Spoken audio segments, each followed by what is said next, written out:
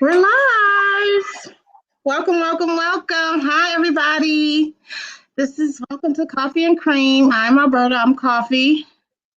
And I'm Tiffany. I'm Cream. And together we are Queens of Conversation. Happy Black History Month. We are so excited to be doing a series on Black love for the month of February, since it's also Valentine's month, and we have so many people who allow this day to overcome them for no reason at all. But we got some single ladies here, and we're gonna get into some deep conversation about Black love and how it feels to be, not how it feels, and just issues of different issues. Let's talk about being a single woman in this world today. Indeed. So singleness. So the title of today's series is "Singleness is Our Choice, or Is It?" So it's going to be very interesting to, as we go through this conversation, to as we dive into that. So today we have some phenomenal women, beautiful, strong, sassy, right, courageous, successful, all doing their thing, and they have chosen singlehood. So we're going to get into all of that. Again, like Miss Cream said, this month is we're going to be celebrating or discussing and really touching upon Black love. And we know that love starts within, and we know that before we could even give it to others, that we have to have it within ourselves. And so that's another thing that I love about each of you ladies, is that you have that self-love within you. And so thank you again for being a part of our show and our series. And we hope to see you on the fourth week. So just to get into that really quick, next week we'll be talking about marriage. We'll have married couples on. Then the third week will be single men. And then the fourth week we'll be bringing all the single ladies and all the single men back to have a fruitful and engaging conversation. So get out. Well, it's going to be fun. The fourth week is going to be fun as well. So again, we have these phenomenal women. Miss L. Nicole, can you wave your hand? Wave it. Hey, and Valerie, Miss Pecan, Patton, Brittany. And unfortunately, Miss Nakia cannot wave, but she's here. She's here with us. So without further ado, welcome, and we'll go into our first our questions. Alberta or Coffee, Jesus help us. Well, ladies, where do we begin? So let's see. I guess first question, I'm going to ask, since the title is a singlehood of choice, is singlehood a choice? Wait, what is it? Singlehood is a choice, or is it? Do you think singlehood for us Black women is a choice? Wait a minute. Did I say that right? Is it our choice? Is it our choice? Do you understand the question? I don't know. I don't even understand the question. Okay, go ahead. I'm gonna let Valerie go ahead and answer. Do you understand what I'm trying to say? Is being single our choice? I would agree. I would say yes. I agree that being single is a choice. I was married for 12 years, and after getting divorced, I always said, "Oh, I'm not getting married again," so forth and so on. But I think the selection of men and the way dating has been going here lately, a lot of women choose to just be by themselves sometimes, just to avoid the hassle of this new age dating and not social media, but dating online and things like that. I'd rather not be bothered with that personally. I'm going to chime in. So I do think that being single is a choice because, I mean, in order for you to be in a relationship and be the best in a relationship, you have to be the best you first. You know what I mean? So if you're not the best you, how could you be in a relationship with someone else? So therefore, I do think that being single is a choice. I mean, I mean, just like being in a relationship is a choice, you have to be ready for both sides of that. So I think in order for you to be in a relationship, you have to learn how to be single first, how to love yourself at that point in time first. So I absolutely think that is a choice. And for me, I don't think it has anything to deal with not wanting to deal with the hassle of a guy or feeling like I'm not my best self yet. I feel like I am my best self and I'm only going to get greater. But I feel like as time has gone by, I realized that I am not a traditionalist. So growing up and some of the things I was taught, you want to get married at a certain age and have kids. Well, at one point, I thought that's what I wanted. I've had several guys actually propose to me, and thank God I chose not to marry them. I think sometimes it's one of those things we want something, and then when it comes, we realize like, I don't think this is what I want. I love my space. I want to deal with people when I want to deal with them. And so for me, that is why being single is a choice, honey, because I just love it.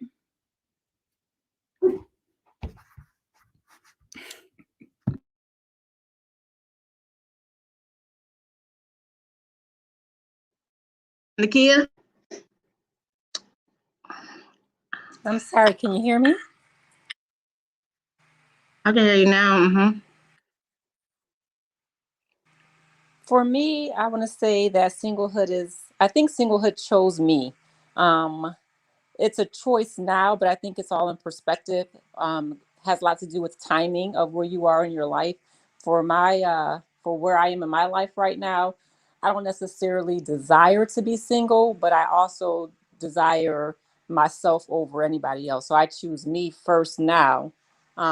Previously, I would have loved to be in a relationship. I thought that's what I wanted, but when we have those certain desires and those partners that you're with don't meet those expectations, I think then it's a choice that I decide that no, I don't want to be with you. I want to be single because I choose me at this point of time. Okay, and I think where the question derived from, and help me out, Cream, is that there's a lot of single women that want to be in relationships, right? But they can't necessarily find what they want. So that's why we said, is it a choice or is it? So they're choosing to be single. Like sometimes I want to be in a relationship, and then sometimes I just don't feel like being bothered. But sometimes I want the companionship. I want a person I can go out of the world. I don't desire to be married anymore. I've been married, but I do want companionship. And finding what I want in that aspect has been, from the kind of person that I want it from, definitely has been difficult. So I think that's where the question derived from, like, is it really a choice, or is the person out there that we want, right? And do we believe it? Do we believe that Black love still exists? Do you believe that Black love still exists? I Go ahead, Nicole. I absolutely believe that it exists. I think sometimes the issues may be what we think a relationship looks like in a traditional form, and we don't want it in that traditional form. So it makes us think that we cannot achieve it. I can absolutely say for myself, there are people and guys out there who meet the expectations that I would desire in a companion. But I also know I don't want you around me 24/7. I don't want that type of relationship. I also don't want to live with my significant other. People say that it may be selfish, but I need the time to focus on my priorities. And honey, a man will never be my number one priority in my life. And so I found people who accept that my passion is a number one priority and that they come after that. And I feel like it works. But I also don't desire a marriage in a traditional way. I like companionship, but more so a partnership. So it's just like, I want you all over me, but I also want you to leave me alone. And so I absolutely wholeheartedly believe that Black love does truly exist. You just have to be comfortable in who you are and what you want, and realize that if you're not a traditionalist, it is okay. So, That's and that's, valid. That's valid. yeah, and Brittany? that's, Oh, oh, go ahead, Tiff. no, I just want to say, what I'm hearing from El Nicole is that she's has her Black love defined. Okay. Right. It's defined for me. Yeah, it's defined for you. Exactly. And it to other people, it's just like, why you don't have kids yet? Why y'all not together? Y'all don't know my life. I like my life the way that it is. And I think when we don't broadcast certain things, people say, well, are you single? Are you single? Are you not single? I think we all have a different definition of single as well. What's your definition of single? You want my What's your definition? definition? Yeah. So if I would define the word single, I often say I'm single until I'm married. And so if I'm with somebody for 8 years, honey, I'm still single. I can still be out there looking and be on the market. You may be all right, but I might be interested in something else. And I'm okay with that. And same goes for him. I'm single until I'm married. And then I will define the boundaries and rules for my marriage because it's not going to be a traditional one if I get married.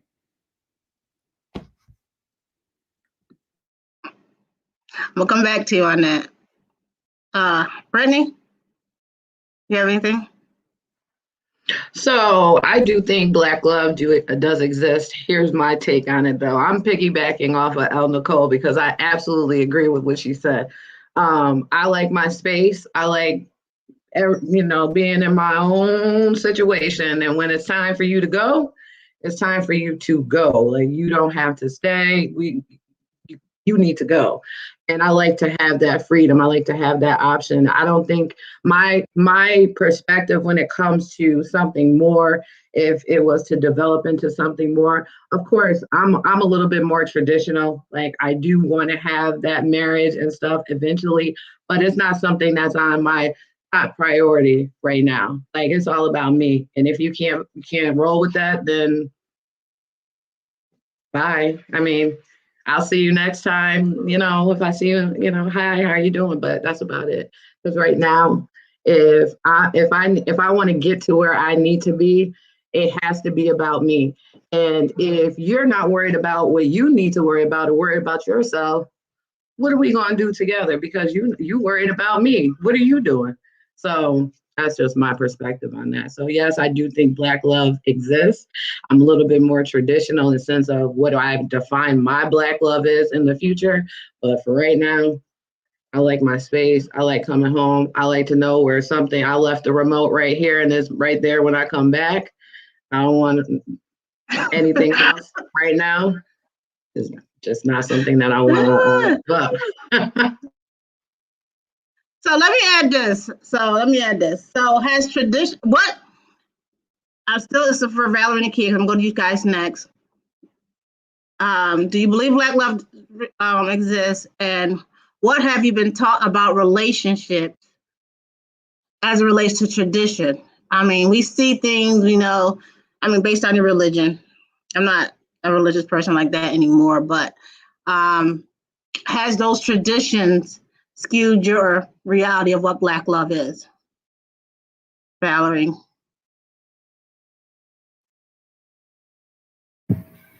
So I'm going to say no. My ideas of Black love is still the same. I'm not super religious either. I do believe in God. I do follow and understand His word.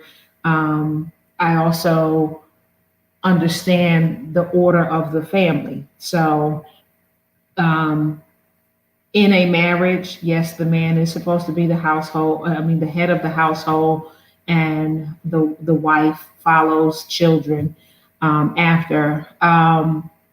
I do believe in Black love. I believe it still exists. I'm going to come from a different perspective, though, because I may be the oldest on the panel here. And I notice that as I get older, you tend to want that companionship, and you do want someone who who you can live the rest of your days out with. Because as my children get older and they leave the nest, it's like, okay, then it's just me. I remember an older friend of mine, she's probably 73 now. I remember her saying, after I got divorced, that I may want to change my thought process on not wanting to ever remarry again, because it's lonely when you're older and your children are gone and gone, grown and gone. And sometimes I sit back and I think about that and I'm like, well, do I want to live the rest of my days out with no companion or no husband and things like that? Now, I just turned 50 and I am, for now, I'm okay with having a male companion. And like you ladies said, you go home when it's time for you to go home, because I like my space and I like where everything is. But in the meantime, if it ever comes to that point where I am with someone and marriage is a topic of discussion, I will not run away from it. But if it doesn't happen, I'm okay with it still at that point. Okay. Yeah. I would have to say that, yes, I think Black love still exists. As a matter of fact, I know it still exists. But I will say I think love is organic. And I want to definitely agree with Miss Payton.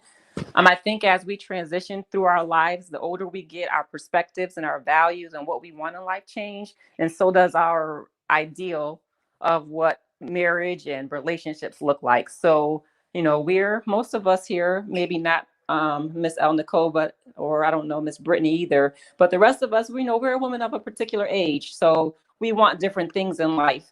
And a companion is something as we get older, we look back at, because as we do an assessment of our lives and see where we are, what we've built, we want to share that with somebody. And as our kids, get older and have families of their own and leave the house, and as our friends, do their own thing and have their families and do their thing, we get to a point where you're going to want somebody, maybe not right now. Like, I'm okay with being single now. I'm happy with where I am. I'm happy with what I'm building, what I'm securing for my future, for myself and my children.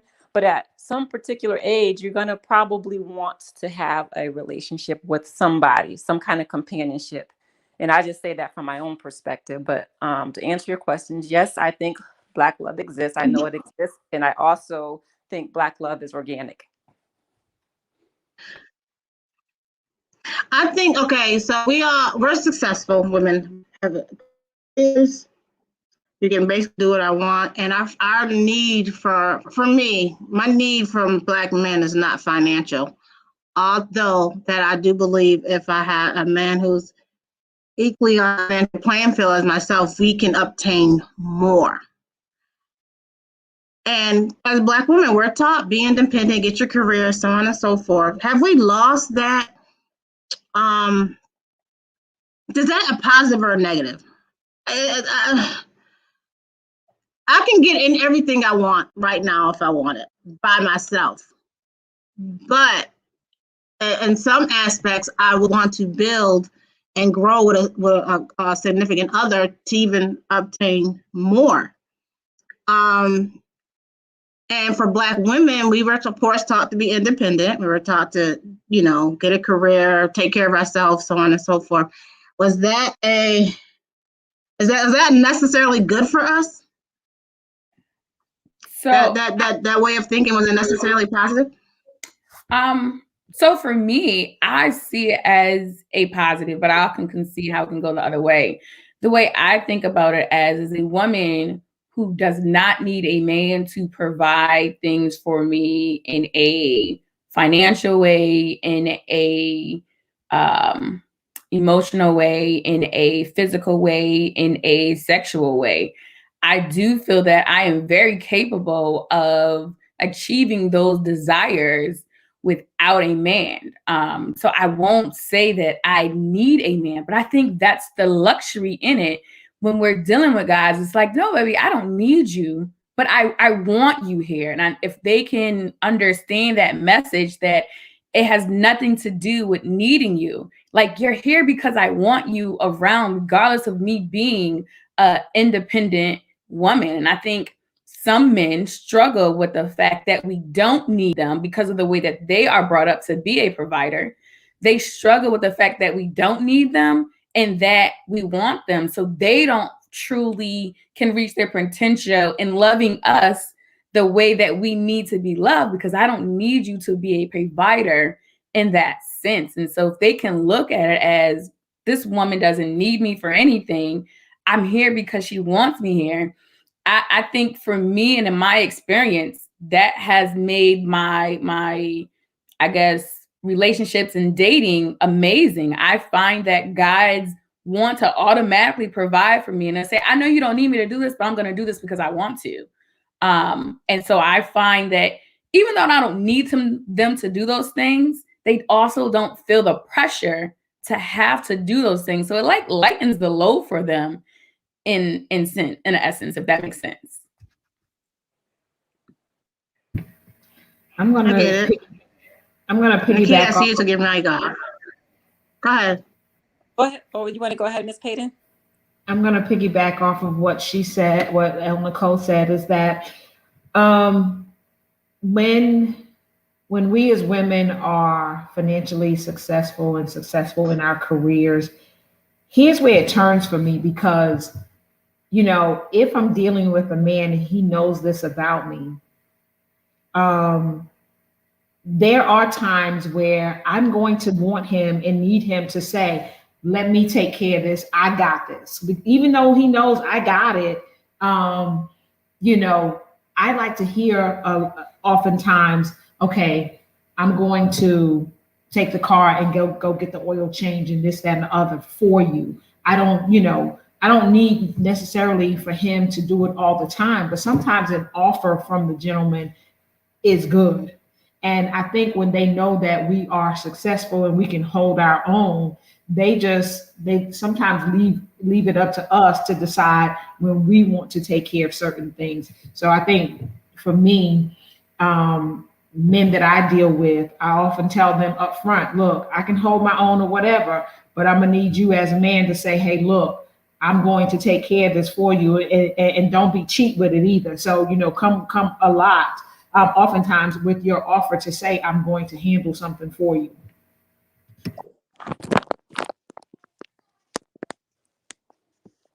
Nakia? Yeah, I want to agree with both ladies. Obviously, I think unequivocally is definitely a positive thing. I think for some women, unfortunately, when they're not in a position to be able to take care of themselves, it leaves them in a predicament where they're in a relationship that they're kind of stuck. I think having your own and being independent of a man or a partner, it gives you the option and that leverage and that flexibility to decide to be single, because you don't need those things that you typically, if you weren't able to take care of yourself, you would, you know, depend on that partner for. So not having to depend on someone, you have that, you know, you have that option, you have that independence to be able to take care of yourself. Now, you know, speaking from a point of, you know, chivalry and etc. I don't necessarily, it just depends, I guess, on the partners that you're choosing, because the individuals that I've dated or been with, because I'm independent, I don't think it ever was necessarily a negative factor for them either. Typically, independent women, we tend to attract like-minded men, so alpha males. And if you're alpha female, you're going to attract that same type of man, and they're already strong. And if you're strong, I think it's a great balance. I don't necessarily think it's a negative. So I think my point is, at the end of this long dissertation I just gave, was that yes, I definitely think it's positive, any way you look at it, to have your own ladies and be independent. I do want to add that I think for us independent women, and it was something I think I struggled with a little bit, and now I feel like I have mastered. The fact is I'll never forget, I was like dating this guy and I had gotten a flat tire. I know how to change a flat tire, so I handled it, took care of it. And he was so upset that I did not call him to let him know that I had a flat tire. And in my mind, I'm like, it's a flat tire. I know how to change a flat tire. And if I can't do it, I'm going to call AAA or somebody to change it. Like, boy, I got this handle. But I literally had to take a step back and realize, even though there are some things that I can do as an independent woman, it is okay in those moments. It's like, in essence, it's stroking their ego. They need their ego stroked. And it's saying, hey, I got a flat tire. Can you come help me? And in my mind, I'm like, I can take care of myself. But it also does make them feel good. So we can do a lot of things ourselves, but it's also okay to stroke the guy's ego sometimes. There's nothing wrong with that. And so it's been times where I can do these things and I'm like, let me just call him and tell him I need help with this. Just stroke the ego a little bit. Like, I think we struggle with that, being independent and being successful. We got to kind of humble ourselves too sometimes and realize how that affects the individuals that we are dealing with. And so as much as I look at things externally, I also like to look at things internally as an independent, successful woman, and realizing something so simple. Yes, I can handle it, but let me call him to do it. It makes them feel amazing. There's nothing wrong with making whoever you're dealing with feel amazing. I'm just going to jump in. I agree with. I'm sorry. You nailed it. I had to remind that. No, go ahead. I was reading I'm going to piggyback off of all the ladies because I do agree. And I'm also going to play devil's advocate right now because in the sense of being an independent woman, I totally agree. I'm okay with it. I do think you need to stroke men's ego, sometimes and just let them know like, okay, like I know that I can do this in the back of my head, but I'm going to call you up and see if you can help me out. And that's okay. But sometimes there are men that think that independent women are just, like they can't deal with it. It's just too much. Like they talk to you and it's like the end of the world because they cannot handle a strong person and a strong personality for me, I have seen an independent woman do this my whole life, which is my mother. Right. So I've seen her do it. So to me, it's not, well, I guess it's normal, right? It's something that I've seen. So when it comes to talking to men, sometimes they can be intimidated by the fact or think that you're mean or you don't, you're cold or whatever, the adjectives that you want to use to describe yourself. But they have those type of opinions because that, like someone said, that's not what they were taught. They were taught to be the provider. And then when you come in and you messing up the whole game saying, things like I can do this myself, that's not something that they heard because that's not what they were taught. And so therefore they feel like you're aggressive. You're not this, you're not that, because you don't fit into that mold of what they were taught to, go after, or somebody that they were attracted to. I mean, my opinion about it, but yeah, so I guess I gave another long dissertation too.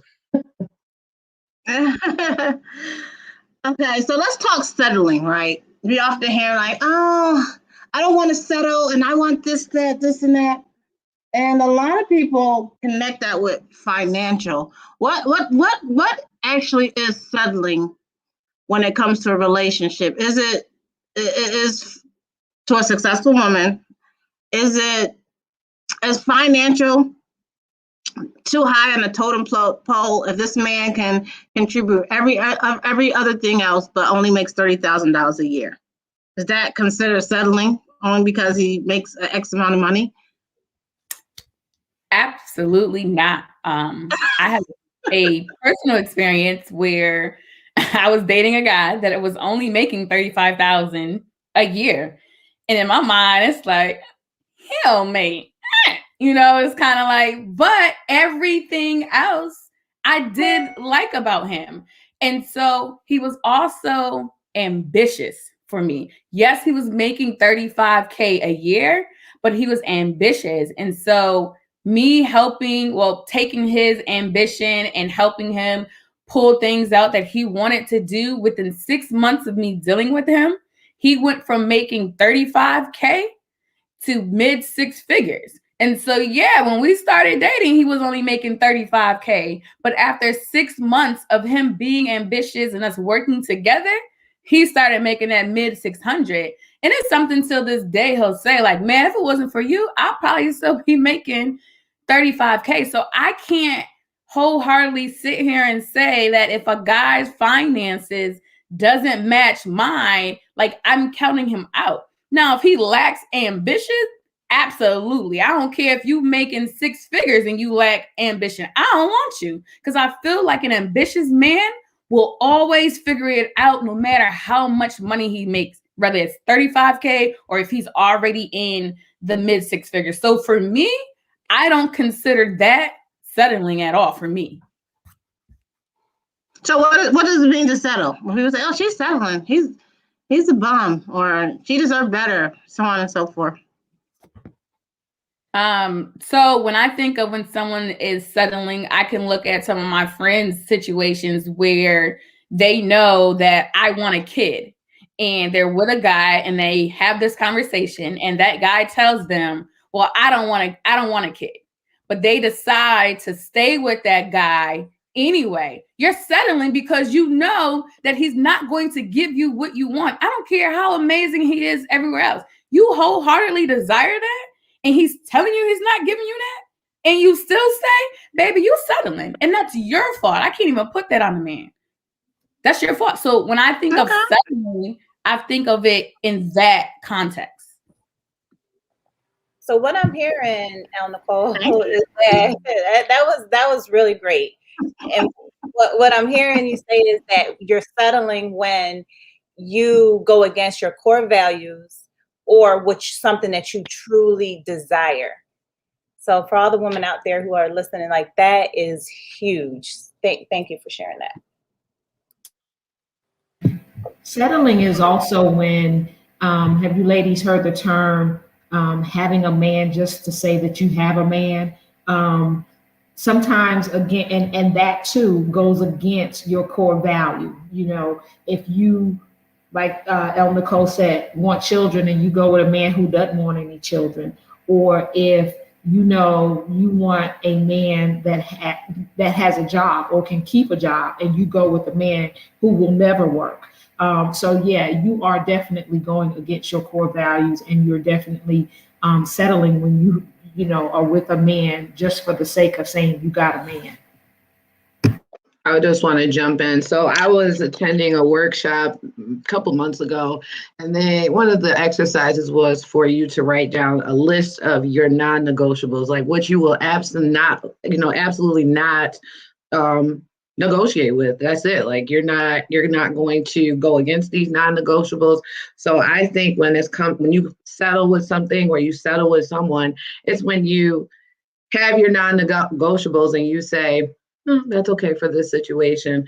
And it's just like you just went against everything that you said that you didn't want, just so you can have a man, so you can have somebody there.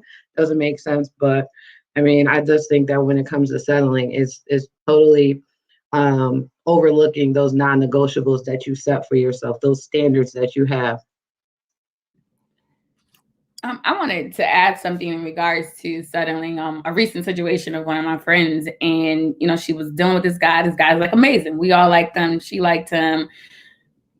Like I said, amazing, good in just about every area that she wanted. But it was one thing that often triggered her, and I had to let her know, like, yes, he is a good guy, but it's that one thing that's triggering you, which tells you he's not that good guy for you. And I think sometimes we have a hard time of not staying and dealing with someone because they are overall a good person. We have to learn to accept that just because someone is a good person, well, you don't have to. I would recommend that just because someone is a good person, be okay with them not being a good person for you. Like it's okay. It doesn't mean, and I try to convey to the opposite person, like, it doesn't mean that you're not just good. You're just not good for me. And that is okay. It doesn't take away from them being a good person. So I feel like many women settle, and probably men too settle, in regards of being with someone because they are just genuinely a good person. And for me, that is, again, you're settling on characteristics that don't really meet your needs. Right. And the characteristics of someone is something that is not going to change. It's who they are.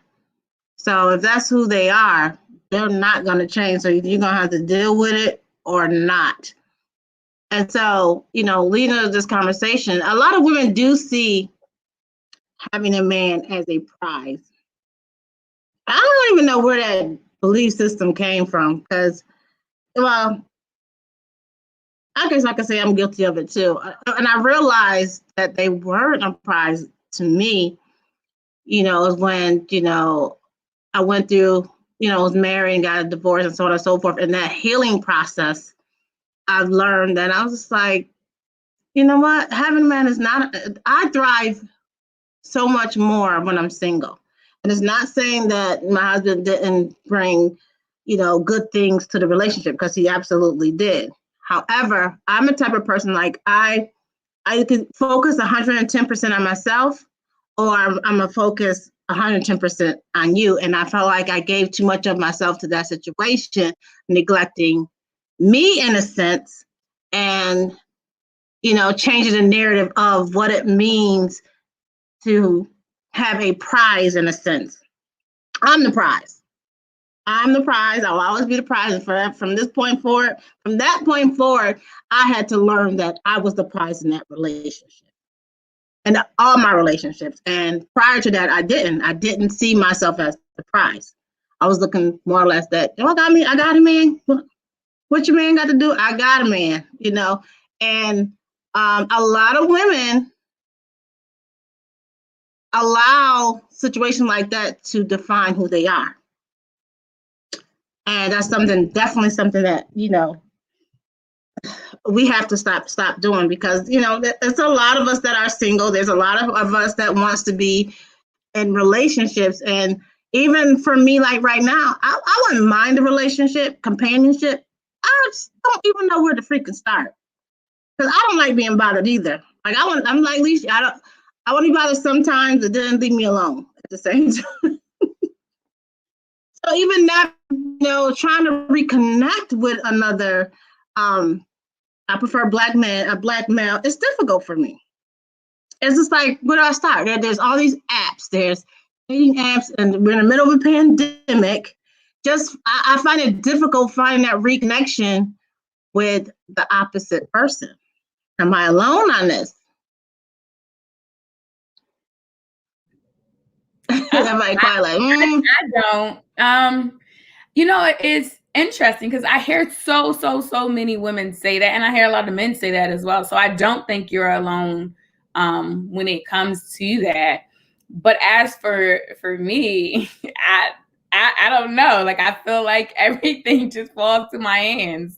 I don't know how to I don't know how to explain it, but I think it's also because I'm open. I think I'm open to a lot of things. I'll answer a DM that I probably didn't answer for 6 months, and then next thing you know, I'm talking to this guy for 5 hours a day on the phone sometimes. And then it's like, after that kind of initial phase, it's like, listen, this is how I really am. I wanted to take some time to get to know you a little bit, but you got to understand, I like to deal with people when I want to deal with them, and here's why. And being okay if they decide after that they don't want to talk to me anymore, baby, that's on you. I know I'm a whole gem. I'm not worried about it. But I also think people in general fail to live in the moment. I think we meet people and we're automatically thinking about the future. Is it going to be a good dad? Is it going to be this? Is it going to be that? Is it whatever it is? Enjoy the moment. If it works out, great. If it doesn't, great. And I think for me, that's why it hasn't been complicated. I mean, at all. Like, I'll be honest, I tell everybody, I got a roster. And I tell guys, may the best man win. That's absolutely how I feel. Why should I be forced to only date one guy? I can get to know a whole bunch of people. And I think people misconstrued that when you have a roster, that you're having sex with everybody. No, like I can pull up 1,000 messages where I tell all these guys, may the best man win, because you're not the only one who want to be the only one. And I'm going to see what is out there. Either you can deal with that or you can keep it moving. And I find it quite hilarious how many of them stay around and they send these funny memes with like them in the back of the line. And they're like, did I move up in the line yet? Like, they're really putting a lot more effort to capture my attention. Like I'll say, okay, you send me flowers, so what? So did the other guy. How are you going to stand out to me and do something different than what somebody else isn't already doing? I'm not impressed by any of those things. Try again. And when I say I love it, but I just enjoy the moment. I don't care if it doesn't work out. I don't care if it does work out. Like I take in the moment and I live in that moment and I just have a good time. And I've made some really, really great friendships from that may have led to other business opportunities, just grow for me in different ways, learning so many different things that add to me. And it's like, I feel like we, as you stated, like you didn't feel like you were the prize. I feel like we'll know our worth, but we settle on what our worth is. And once we realize, like, I'm not settling because I know who I am, the world is different. What you put out is also what you get back. And so again, you gotta look the person in the mirror. Sometimes we are the problem. We don't want to admit it. We are our own problem. People don't like to admit it, but I can't say it's been hard at all, honey. I'm having a good time. Pandemic or no pandemic. Okay, we need that book then. You need to write that book. And that brings me to say, like, how people get out of Lori Harvey. Lori Harvey's one, she's beautiful. Two, she's 23 years old, and she's dating in the public eye. And I feel like she's doing exactly what she's supposed to be doing at 23 years old. We do not know the dynamic of these relationships that she's having with these people. She may not be sleeping with all of them. And if she is, it's also a prerogative. However, she's not putting her eggs in one basket, and she's getting some decent guys. This last one, I'm kind of jealous about. They're really dating. So I think that for Black women, we need to not put our eggs in one basket and have our options open a little bit more. And I don't know how you navigate this through a pandemic. I guess you need to give me some tips on how you navigate this through the pandemic. I mean, I know it's difficult, being a pandemic and, people are not as, out anymore, and you have these social media platforms. Those are even difficult to navigate as relates to dating. So online dating, yes or no? Valerie? Online dating, yes or no? No, it's a no for me.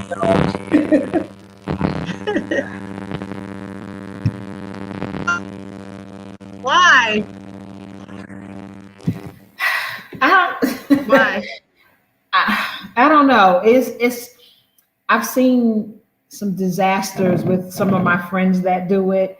And so I rather meet someone in person, or that someone knows. Say, for instance, if you know someone and you introduce me to a friend of a friend, that type of thing, the traditional way. This online stuff, I can't do it. I can't get with it. You got the catfishing and all that. What'd you say? I said there are apps that, like, they have Facebook dating, and that shows them like who your friends are. So they're like, oh, this person liked you. He's friends with Elle, Nicole, and Brittany. So then you have the opportunity to go to Nicole and be like, do you know Brian? We connected on Facebook dating, and then she has the opportunity to tell you, oh yeah, I know Brian from so on and so forth, and you can kind of be introduced that way. In a sense, I'm just playing devil's advocate. I don't know. I have been on a lot of dating apps, and I still wouldn't go for it. I mean, because look at all of the friends that you have on Facebook. Can you personally say you know everyone, each and every one? No. So I mean, if it's somebody that you or Elle Nicole may know for years and years, that may be totally different. But if it's somebody, don't reach out to me on social media. I just can't do it. yeah. What about you, Brittany? Online dating, yes or no?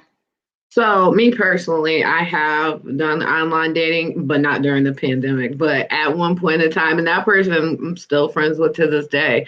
It just didn't work out. But I think that there's so many safeguards these days to overcome the challenges that are associated with online dating, right? You can FaceTime somebody, you can, I don't know, all the other type, Zoom, who knows? Like there's so many different things. And I think the red flags come up when they don't want to do those things. That's when you get into your catfish situations. That's when you get into, other situations. Of course, somebody can look, totally normal and be a psychopath. That's true too. Right. But at the same time, I think that's another layer to the whole dating game. Like, I think there's the same thing could happen if you meet somebody, the traditional way. So I think it's just what you feel comfortable with. If you feel comfortable with doing it, it's no different than just meeting somebody. You go out to a club or a bar and you meet somebody, you start talking, and that's it. Same thing. You just need to know the safety protocols that's going to take for you to be in that space with someone, especially online, because you don't know who you're meeting unless you actually, FaceTime them or do something like that so you can have that conversation. And I'm also going to add. I'm also going to add. I understand what Brittany is saying, but even just this week, I got a friend request. Now, some random, and I don't know how these random friend requests are coming in, and I have my privacy set to just friends of friends. And so this friend request comes in, and when I tell y'all this man was some kind of hella fine and military, I mean, this profile, everything, because I done went and checked the profile out, military sergeant, he's widowed. When I tell you he was some kind of fine, and normally I don't accept friend requests from people I don't know. Something said, accept the friend request. I accepted the friend request. As soon as I look, and then me being nosy, I go through the page, just, look at his no post. I unfriended him right away. See, I'm like, that's a reason why, again, I choose not to do the online thing, because people got a whole bunch of games out here.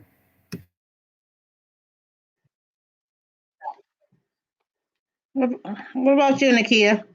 Online dating, yes or no? Oh, you already know it's a no for me. Absolutely not. No, I know a lot of people who's been successful at online dating. I'm not opposed to it, and even with the pandemic, I feel like you're able to get to know a person more without meeting them in person right now. So you can connect more mentally through conversation, like you said, FaceTime, texting, and so forth, through those other means, because we're not going anywhere. We're not me. I know just as many single guys as women that I know, and they're frustrated. They're just as frustrated as we are because they don't know where to go or how to reconnect. Now, the issue that I do have with online dating is that you're exposed to so many different people. So you could be online dating me, you could be online dating somebody in Brazil, Africa, everywhere, and telling them the same things. But I've known people who have met their husbands through some of these apps, and it works well for them. I'm not totally opposed to it, a lot of times where I've gotten, No, I was saying I think it's a wonderful tool for a lot of people. No, I was saying I think it's a wonderful tool for a lot of people. I'm not opposed to it, but for me personally, it's a no. And I think a lot of times online dating is personality driven, and you're a consummate introvert. Like, I'm not going to sit there and babysit a conversation and, try to, figure out chemistry between me and this other person. I just don't have that kind of time, for one. It's just, I think it's personality driven. So I think if you're an extrovert and you can converse naturally, and conversations come easy, I think it's great. But when you're someone who's already reserved and already kind of shy, and so you're going, back and forth to this tit for tat, conversation, it just makes it a little bit more difficult. And then I have a lot of friends on Facebook, a lot of guy friends who I know that, and no offense to any of my guy friends on Facebook, but I know a lot of these guy friends on Facebook, they look, they're amazing, you know what I'm saying? But I know them, I know I wouldn't date them. So I feel like I would get the same thing on an online dating app. Like, they look amazing, they come across amazing. I'm looking at their I know them personally, so I know they're, good guys. but they're not somebody I would want to date. But just looking at their profile and their picture and, talking to them or just seeing them, I'd be like, damn, who is he? But I know that person. And I just know that chemistry is just not going to be there. And, so I just think it's personality driven. I think it is wonderful. I think it's awesome for a lot of people that can, find their, friends or, lovers or husbands. I think it's wonderful. But for me, for the introverted person, it is just definitely a no. And plus I need to know what kind of chemistry I have when I meet you.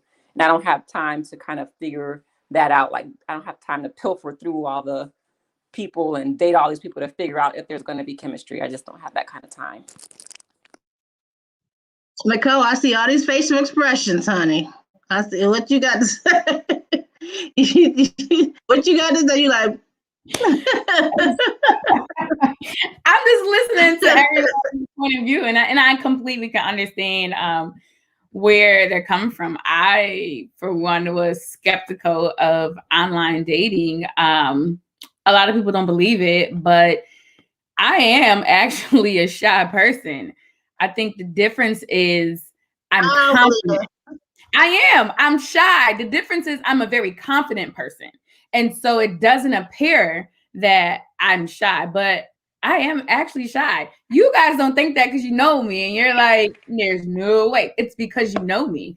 So yeah, I'm definitely a shy person, but I'm also confident. I'm one of those people like, however they take it is how they gonna take it. It's gonna be good or it may not be good. And that's okay. I'm okay with those reactions. And now, Nicole, I'm very confident as well. I'm not, I don't think confident negates shyness. I'm not saying that you got to be one or the other. But what I'm saying is I'm an introvert. You're definitely an extrovert. Like I said, your conversation comes easy. You can just get out there and you can talk. As a reserved person, I watch body language. I listen more. I'm an introvert. So introverts and shy people are not necessarily one and the same either.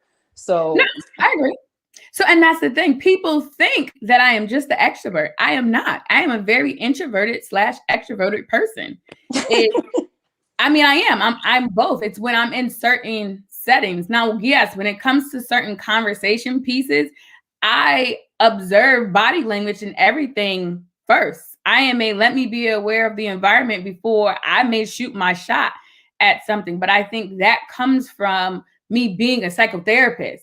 And so people automatically assume that I'm just this very extroverted person, but believe it or not, I'm not. That's why I need my space. I get drained easily. That's why I want to deal with people when I want to deal with them and not all the time, because I am not an extroverted person all the time. I actually am an introvert. And I think sometimes people think you have to be one or the other, and you don't. And so I think I give off because what if I post on social media is me having a good time. And it's just like, Nicole, always the life of the party. She always lit. She's this. So you don't really get to see that downside where I'm away from everyone. I don't want to deal with people. I'm declining so many invites. People don't see that because I don't portray it a lot. I'm one of those people that I do think there's some things we deserve to keep to ourselves. And to me, social media is it's all fun and games for me. Like, yes, I get serious and I talk about, mental health and things, but it's fun and games for me. I put out what I want to put out. But I think that may make online dating easier per se for me. And so, no, I love online dating. And why do I love it? I feel like because I get so caught up in work, I don't really have the time to go out and meet people in these traditional places. So a lot of the guys that I have dated from online were also the same. They were very career driven. They didn't really get out to a lot of places to meet a lot of women. So it was like, it's easy in downtime. I can log on the app. Nope. And I know that you have to be pleasing to my eye in order for me to like you. So I can swipe left on your picture or swipe right. And I can tell based upon how the conversation is going, whether it's dry or not dry, if I want to pursue it more. So for me, especially once I moved to the DMV, I felt like that was the greatest tool for me. But I actually find that most people shoot their shots in my DMs, not necessarily dating apps, just IG or Twitter or Facebook. And so I'm definitely not opposed to it. I had a 3-year relationship from Tinder. And it was a very good relationship. Granted, I'm not no longer with that person, but I just think we weren't compatible to be with each other for a long time. But we had 3 great years. Like, I'm not mad at it at all. And I think this is a question that's always asked, even just amongst my friends. They say, well, how do you always end up with the good people on your dating apps? Like, I never do. I think it goes back to what Nakia said about your personality. It may not be for you because you can't fully portray your true personality. For me, it's easy. It's at my fingertips. I don't know. I just go off of what I feel. And again, I live in the moment. So I am a yes for online dating. There's guys that I met in person and I'm like, Jesus Christ, you're a whole psychopath. So where there's guys that I met on dating apps and it's like, oh, he's such an angel. But I think you have to do your due diligence in both situations, whether you meet them online or whether you meet them in person. People can portray sometimes better who they are in person than they can online and vice versa. I think however you figure that out is you got to figure out a method for you. But I also understand why it doesn't work for some people. And I think that's okay too. Okay. So, as single women, and we don't want to be single forever. I think we all said that we want some form of companionship, How do we reconnect with, like I said, I prefer Black, but with people we want to connect to? Where do we begin? I think that you have to get to the point where you want to put yourself out there. At this point in time, I just don't want to put myself in that situation. So I'm not going to make myself available to be in that space. So when I'm ready to be in that space, I'll definitely, put myself in those situations where, when I guess when the pandemic is over and you're able to go out and you want to meet somebody, go to a bar. You want to meet, you're comfortable with online, stay online.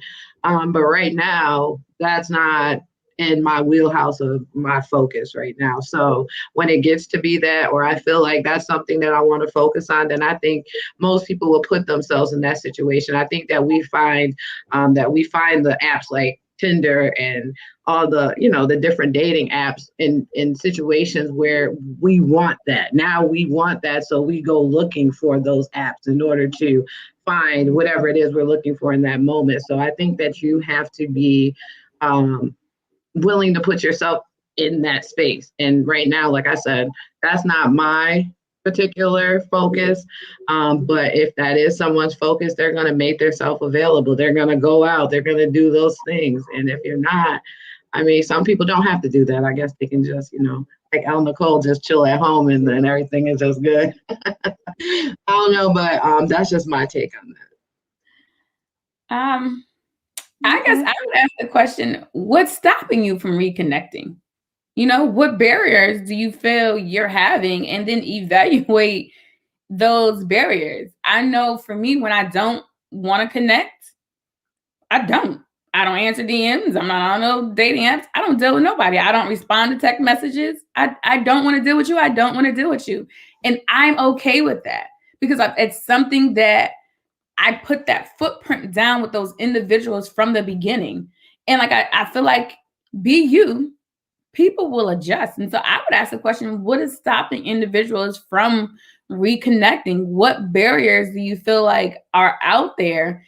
And then once you can figure out what the barrier may be, then you can start to address that barrier to knock the barrier down. I don't know. Like for me, nothing stops me from reconnecting with anyone. I think as much as people will say I'm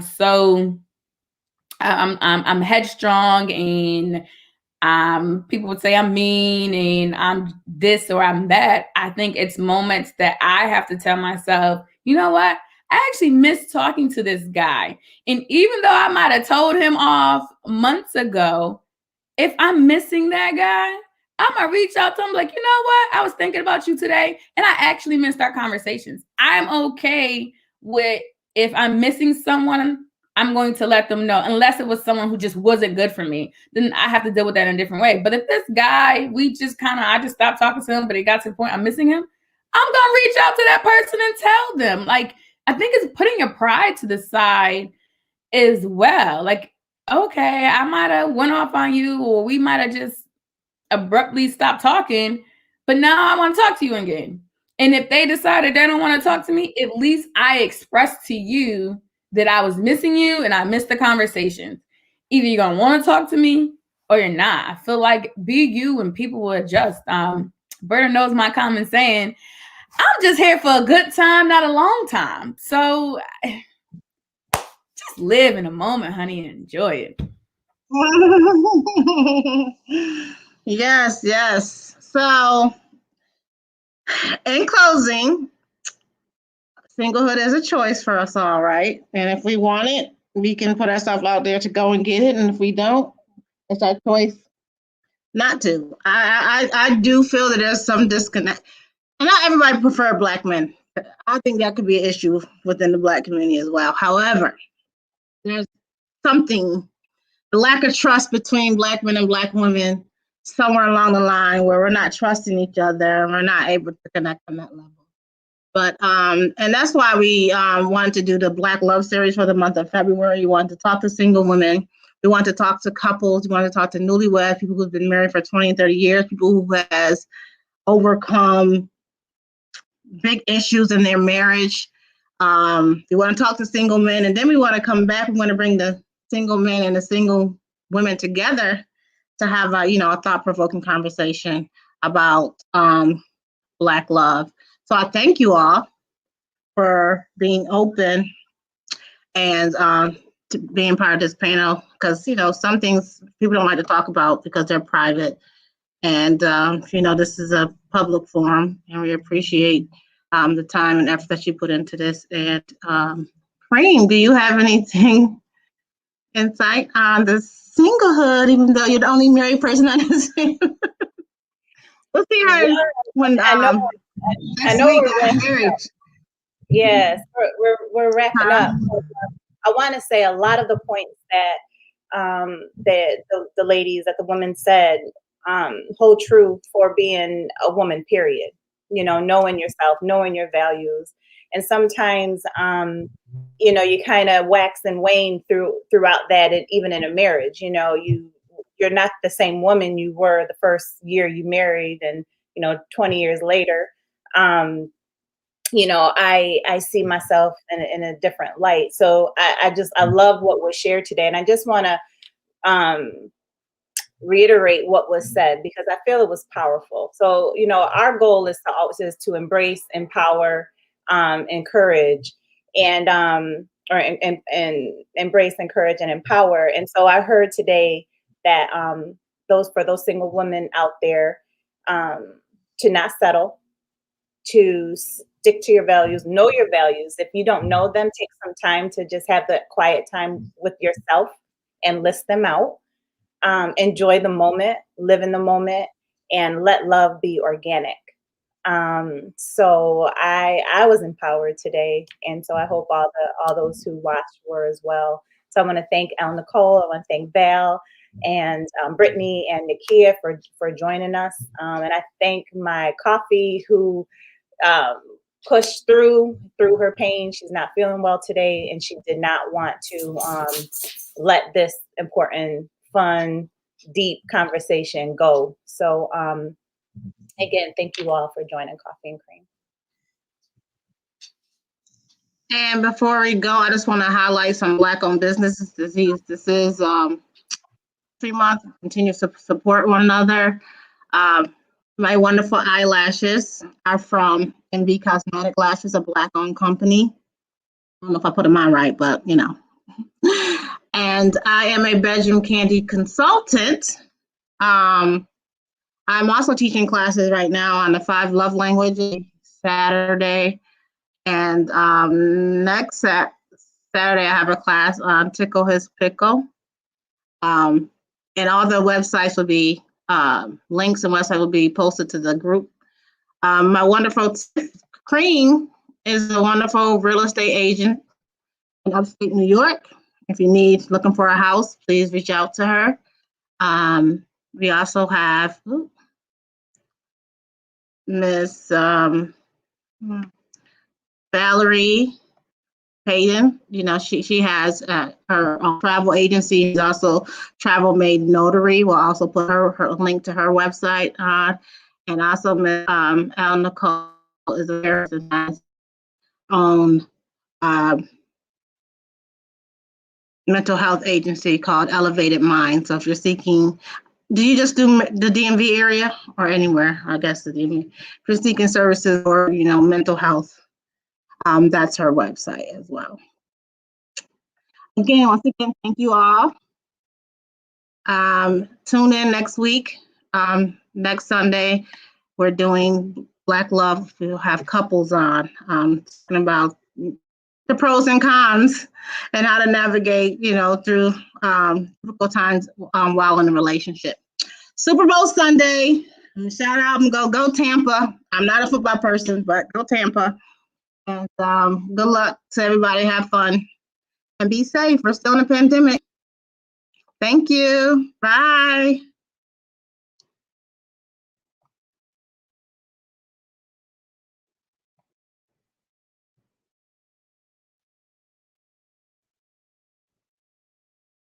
Did it end? Wait.